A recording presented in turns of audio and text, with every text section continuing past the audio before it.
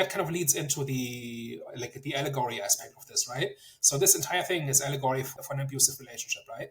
She was in a literal abusive relationship.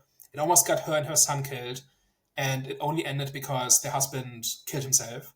And basically, since then, she's not dated, right? She's not had relationships.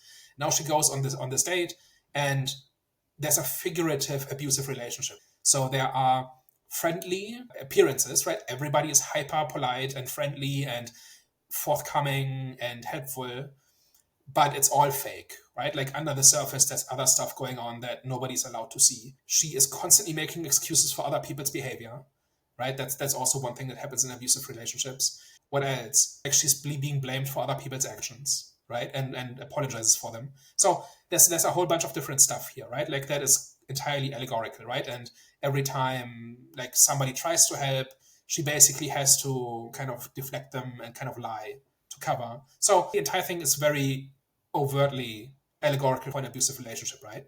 I always like this in movies where there's an idea that's expressed in a few different levels.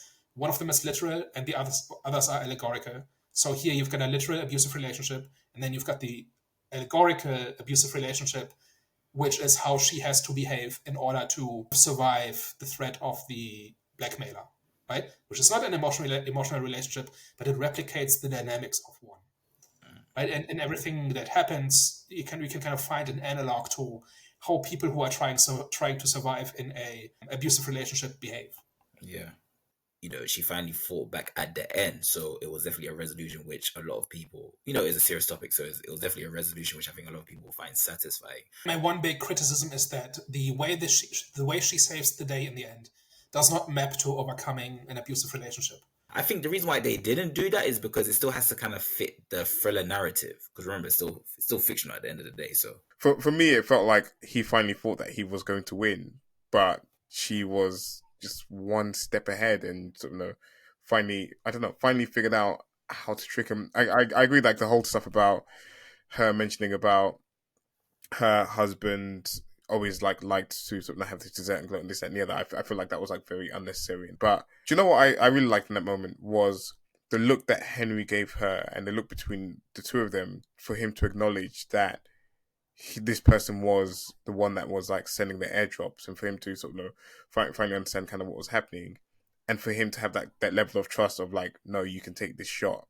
Basically, it's more like they lose sight of the allegory, right? And if that's such a big part of the movie, why is that not the punchline? Why is that not how she wins in the end? And I'm not entirely sure what that is, because I don't think there's like really a like archetypical way of getting out of an abusive relationship, other than there's a chance and you take it and it works or it doesn't, right? That's kind of how it seems to be.